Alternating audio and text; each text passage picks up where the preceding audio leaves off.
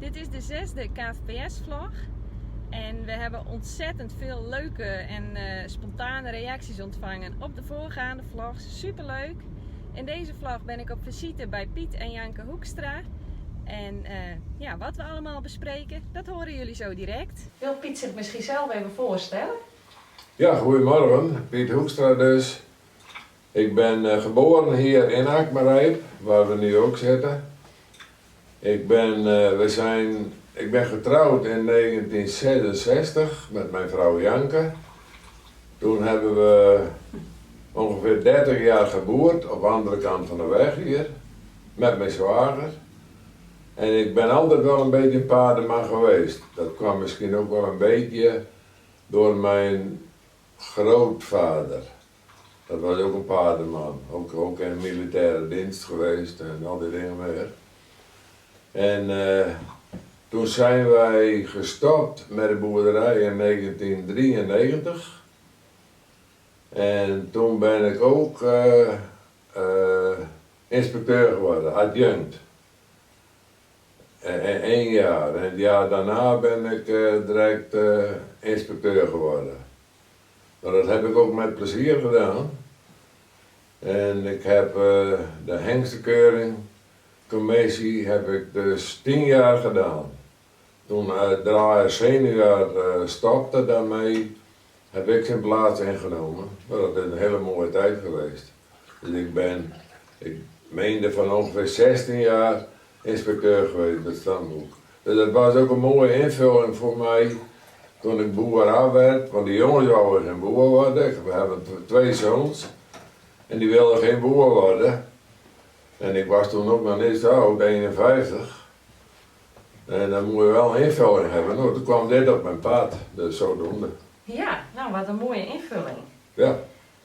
Heeft u zelf ook gevakt? Want ik zag wat voorbij komen van Unia-staden. Klopt.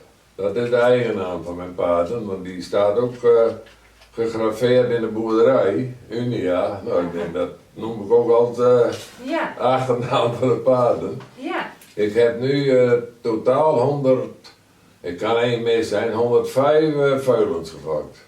Dat zijn er een heleboel. Ja. Heeft u dit jaar al veulens gevangen? Ja, 1. Ik ben een beetje geswitst naar de Baron Pinto. Hey, en als het veulen geboren is, waar let u dan op? Want in de vorige vlog hebben we het gehad over de bevalling. Ja. En nou is het veulen ter wereld gekomen en dan... Nou, je bent natuurlijk, je hoopt natuurlijk binnen korte tijd dat het veulen gaat staan. Ja. Ik blijf er nooit meer bij. Ik heb het vroeger wel eens gehad, dan de eerste veulens, het is allemaal nieuw, ook voor ons toen. Dan denk je, ik wacht net zo lang tot hij gaat staan en tot hij heeft gedronken. Maar daar ben ik al gauw afgestapt, want daar word je tuurluurs van. Maar goed, als je er in 1 keer staat, dan denk je direct een beetje, lijkt het er wat op, heeft hij wat houding, staat hij goed op zijn benen, dat is de eerste waar je naar kijkt. Ja. Natuurlijk ook is een hengst of een veulen. En dat was dit jaar ook zo, ik denk, het was op nacht. Ik denk het is een hengst, zei ik tegen mijn vrouw. Maar ja, het is wat donker allemaal en glad en weet ik het wat. En de volgende dag was het een merrieveulen. Dat kan ook. Ja. Maar daar schaam ik me niet voor, hoor. Nee.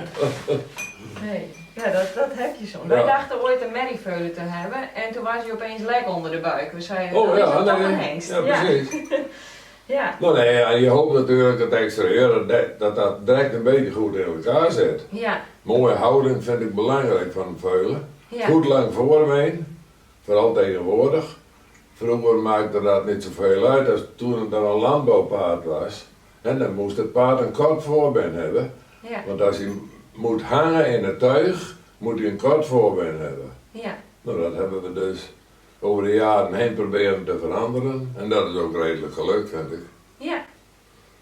Ja, het type Fries paard is wel veranderd door de jaren heen. Ja, enorm. Ja. En de beweging is ook sterk veranderd natuurlijk. Verbeterd. Ja. Heel sterk. Ja. Hoe lang duurt het voordat u de merrie weer dekt nadat ze bevallen is? Nou, normaal direct.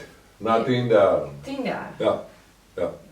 Heb ik nu ook gedaan, maar nu mislukt het. Maar ik doe het meestal direct. Ja. Met de veulenhengsten ga je dan En nu was het dit jaar nog vrij vroeg, dus ik vind het niet zo erg hoor dat het een keer opschuift. Maar, Want is het over het algemeen ook dat de merrie sneller drachtig is als je insemineert met de veulenhestigheid? voor mij wel. Ja, hè? Ja. Dat Ja. is wel uw ervaring door Ja. de jaren heen. Ja. Ja. En wanneer doet u het veulen dan weer voor het eerst naar buiten? Nou, als ik het voorbeeld van dit veulen neem, die is nu 4 weken ongeveer, de tweede, derde dag. En hij heeft eigenlijk nooit weer binnen gestaan, overdag niet. Eén keer met een hele slechte dag, met regenwater, Oh, maar hij is alle dagen buiten geweest. ja. Ja. Want- Dus eigenlijk kan ik zeggen zo snel mogelijk, ja. als het kan. Waarom is dat zo belangrijk? Voor de ontwikkeling van de gewrichten. Dat is Oké. een hele belangrijke zaak. En ze moeten bewegen. Ja, dat doen ze in de box niet natuurlijk. Nee. Ik heb wel een redelijk ruime boxen, maar een veulen moet los. In het najaar dan wordt het weer de tijd van het afspenen. Hoe doet u dat altijd? Ja, ik haal hem zo bij vandaan en nog Ja. dat is. En je had het straks ook over het ontwarmen. Ik ontwarm ze het veulen direct na eerste merrie, Ja. een week voordat hij moet veulen. Oké. Krijgt de merrie in de veulenspuit. En het veulen doe ik ongeveer na 14 dagen van de geboorte krijgt hij ook wat. En dan na een maand weer, daar ben ik nou vrij streng in. Oké. Ja. Dus, en dat bevalt me ook goed. Ja. Dus ja, dan zet je daarmee door. Hè? Ja. Ja, Ja, ervaring dat, Ja. dat helpt erbij. ja, Hè? zo is het. En als het veulen bij de merrie weg is, hoe ziet u het veulen dan het liefst opgroeien? Want ik zie dat om mij heen heel verschillend gebeuren. Er zijn mensen die gaan elke dag met hun veulen bewijzen van te wandelen. En er zijn ook veel mensen die gooien het veulen in de groep en die zien er na een paar jaar bewijzen van weer naar. Ja, nou, ik denk dat dat een hele goede zaak is dat ze in een groep groot worden, Ja, de veulen. En dus als je één veulen hebt en die, dat vind ik helemaal niks. Je Nee. moet in een groep moeten ze elkaar opleiden, zeg maar. ja, Ja. opvoeden. Ja, opvoeden. Ja. Ja. En wanneer begint je ook, hè? Want tegenwoordig bij de veulenkeuringen, dan moet je het veulen stappend aan het halster laten zien. Ja, Oefent u dat ook? nee. Tegenwoordig, dan ben ik een beetje van de oude stempel misschien, maar ik hou er niet zo van. Heeft u nog andere dingen waar u extra op let bij het veulen? Nou, de beweging, hè. Ja, Ja, dat vind ik belangrijk. En uiteindelijk, en dat hoor ik met de inspectie toch nog vrij weinig. Ik let altijd enorm op de schenkel.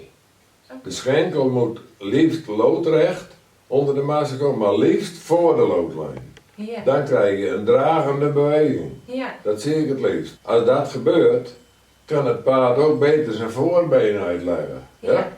Dus hij moet echt op de achterbeen komen en dan krijg je ook een opwaarts gerichte paard. Nou, ik hoop dat we straks nog even gaan kijken bij de merrie en het veulen. Ja, zeker.